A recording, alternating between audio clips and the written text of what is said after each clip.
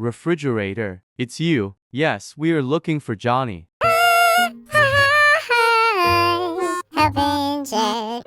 How could you?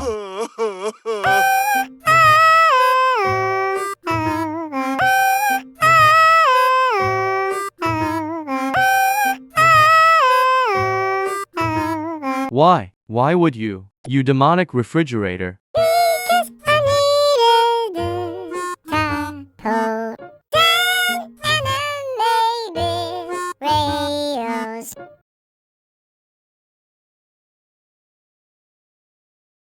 Wait, this isn't the refrigerator we know and love. Do you have sauces? You're an imposter. Wait, he is green. No, he isn't. Wait, I see it too. Open your doors and give us Johnny. With the utmost dignity and grace, I shall until my God to great Johnny. Johnny is long awaited liberation, and freed up from within my chill, come from some Antarctica.